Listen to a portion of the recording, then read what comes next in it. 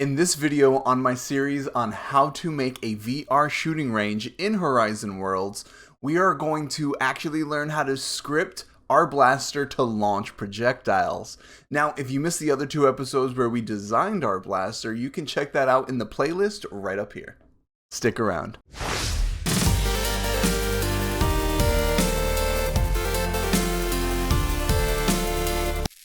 Hi guys, my name is Tony and welcome back to Jackal Dude Gaming. Here, I like to have fun in VR, but I love helping you have fun there too. Now today we are going to write our first script in Horizon Worlds, and don't worry if you've never touched scripting in Horizon Worlds, this is going to be super easy and super rewarding. So like I said, we're going to utilize scripts. We're also going to learn how to utilize the launch projectile gizmo, and we're going to learn how to utilize local scripting and talk about why that's important to do certain things like launching projectiles. Remember to like this video if you liked it, and hit the subscribe button and the bell notification to find out where I post the next video in this series. Now there's a lot to do, so let's get to work. Alright, now that our DL44 blaster is painted and grabbable, we need to make this puppy fire. And in order to do that, we are going to use our first script and gizmo. Now, if you've never scripted before, don't worry, this is an easy and rewarding script to start out with, so you're in the right place. Alright, now we're going to go to build mode. We're going to recenter this guy, make ourselves smaller. Alright, when we go to build, we're going to go up to gizmos. We are going to take this projectile launch gizmo, and you see it's going to pop up at this little arrow. This is vitally important to making sure this works. And we're going to pull out a script block. But don't worry, we're going to put that somewhere else for it later and close that out. Alright, now the projectile is going to launch out of this projectile launcher, so we need to make sure this is attached and grouped with our DL44. So when the DL44 moves around, this will move around appropriately too. So first we're going to resize this puppy. Then we're going to turn on snapping and wireframe. Hold it. Oh, make sure snapping's on. So now we have our little dots again. We're going to grab this little dot and we're going to put it, hopefully, yeah, right into the center of that barrel. That's exactly what we want. But to make sure that stays there, we need to add this to the group of the DL44. Just like in the other video where we built all these tiny parts and then grouped them together, we now need to add this launch gizmo into that group. And this is how we do that. First of all, we are going to access the properties of that projectile launcher.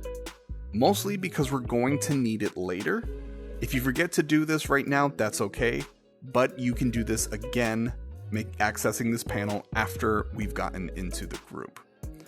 So now that we have this gizmo selected and that it's wireframed, we're going to go to the blaster's properties panel. See, you can see the lines going from the blaster to the property panel and the gizmo to its own property panel. But with that highlighted, we're going to go over to this right here. Press to zoom in or out of this group.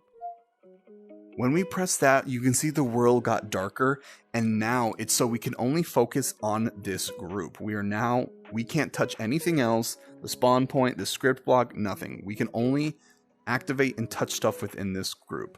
See how that our gizmo is selected? Now we can mess around with this along with this group. What we're going to do is we're going to click up to unselect the gizmo.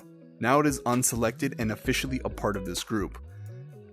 You can do the same thing the other way. If you wanted to grab something out of here, you can select it and then hit out of this group to take it out of the group. But now that that's unselected, while we're in this group mode, we're going to hit this button again to leave.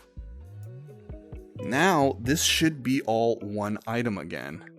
Yep. See, now the gizmo is permanently a part of that group, but as you can see, we still have access to his properties panel because we're going to need that.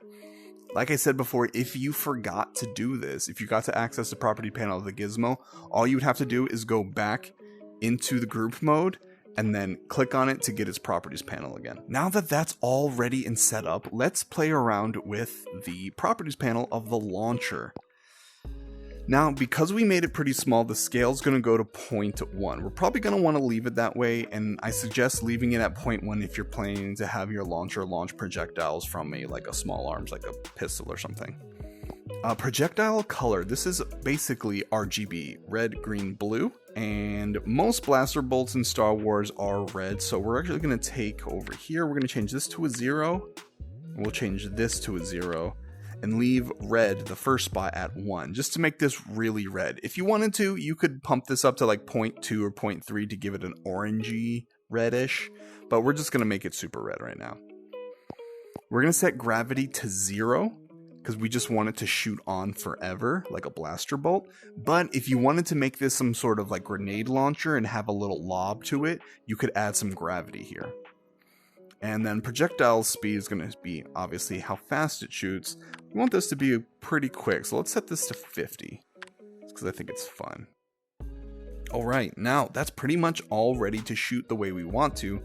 Now we just have to have our script tell the blaster when we do an action to launch a projectile from the gizmo, and we're going to go through that now. So now we go into our script block, we're going to press up, and now you see this command prompt. Now I know this can be a little overwhelming to start out with, but I promise you the script's going to be super easy and super fun. First, let's get into a good practice of renaming our scripts so we can find them later once we make a bunch of them. So we're just going to call this one simple fire.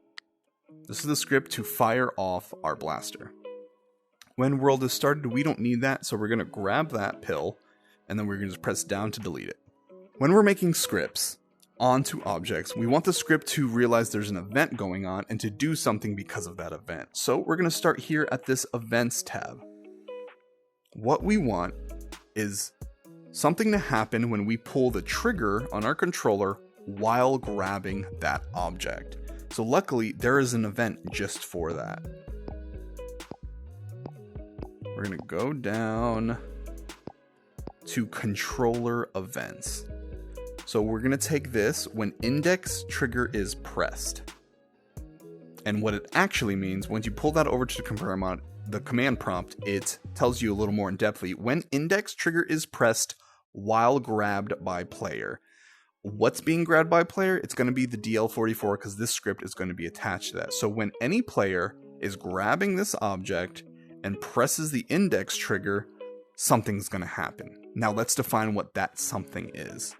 We're going to want the launcher gizmo to shoot a projectile. So when they came out with the launcher gizmo, they also came out with launcher gizmo actions. So we're going to go over to actions. And under object, you can see we have launch projectile. We also have launch projectile at speed and set projectile gravity in case you wanted to mess around with those things. But we're going to keep it super simple, and we're just going to put launch projectile. And see how it's indented when we drag it over? Make sure it's indented under that action. Blam. When index trigger is pressed while grabbing this object by a player, launch projectile from self. It's going to put self by default. And technically, you would think this makes sense. We want to launch projectile from the blaster. But technically, what we want to do is launch the projectile from the launcher gizmo, because the gizmo knows how to do that. The model we made of the gun does not. And we are putting this on the model of the gun. So we don't want it to reference self to launch the gizmo, because that won't work. So we need to make a variable so this script can know what the launcher gizmo is. Whenever you're trying to reference an object that's not directly attached to the script you're working on, you need to make a variable for it. So we're going to go over to this variables tab, and we're going to make a variable for our launcher gizmo. Our launcher gizmo is technically an object. All gizmos are pretty much objects. And we are going to name it... I like to kind of make it make sense in my head, so we're going to call this the barrel. We want to launch a projectile from the barrel. Blam. So now we have the barrel variable. We're going to click that, drag that over, and replace that. And that's pretty much it for the script part. We do need to make sure that barrel is properly referenced and attach the script to the blaster, but that's all clicky stuff. We are kind of done with the script part. Super easy, right? So we're going to put that over to the side. Now, we're going to go over to the blaster panel because we want to attach this script to this blaster. So if you look at the bottom of the panel, you see we have blaster and we see attached script in a drop-down menu. Now, when you click the drop-down menu, it's actually going to show you every script you've made in this world. So you'll always have access to all of them. So we're going to click fire because that is our only script. And now you see it shows any of our variables that we may have made in the script. So it shows our barrel variable, but next to it, it says empty. So we're telling the blaster to shoot from the barrel, but the script doesn't know what the barrel is. So our projectile launcher is going to be our barrel. And to make sure it knows that, all we have to do is go over this little action pill, hit our trigger, and now we have it. And all we're going to do is bring it over to where it says empty and let go. And now this script knows the barrel is in reference to the projectile launcher. And we have this kind of blue line to make sure we know that these two property panels are linked like so. Now that's pretty much it. We're done. We can now see if our blaster will fire. So we're going to press up to go into preview mode. We're going to go over to our blaster, grab it, and hit the trigger. And look at that. We are now launching projectiles from our blaster. How cool is that? Very easy script to do. Man, it's even got the little bubble here, so it looks like it's got some explosion to it. And you can now just shoot this as much as you want.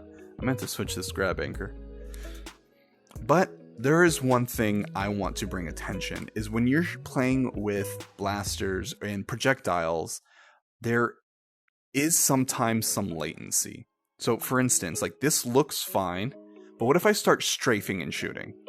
If you really look at it, it kind of looks like the blaster bolt is being shot from next to me and not directly out from the barrel. That's because there's a little bit in latency, because by default, everything is kind of processed onto the server. When you're dealing with something as fast as shooting a blaster or a projectile, you want that to run natively on your headset on a local script. So real quick, I'm going to show you how to make this local and how to make this seem more instant and reliable. So we're going to go back into build mode real quick, and we're going to go back into our script over here. Now, I promise you this isn't going to be too bad either. First, we're going to go up to this gear icon, and you can see by default, it is not set to local scripts because local scripts are experimental. We're going to go over here, switch to local, and hit save. Now, I wish it was as simple as that, but now this is considered a local script. But in order for the local script to control the objects have to be owned by the player. So, again, we're going to go to this events tab, and we're going to assign some ownership. So right here, when object is grabbed by player, we're going to put that ahead of this. That is another event. So we're going to make something happen when a player grabs that object. What we want to do is assign ownership of not only the blaster itself, but of the launch gizmo, to make sure that everything is run on the headset. So we are going to go over to actions, and we're going to scroll pretty much to the bottom under player.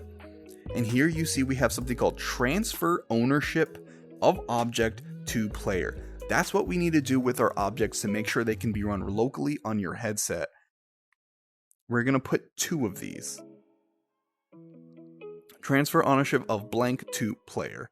So to reference the player, all we're going to do is drag down this little player, bloop, bloop, just so it knows that any player who grabs this object will now have ownership of both of these objects, so then it will run natively on that player's headset.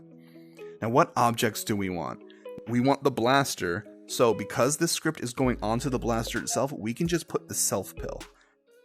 So ownership of self to player. We also want the launch gizmo over here. Luckily, we already made a reference pill for that, so we can utilize that same reference pill and drop it there.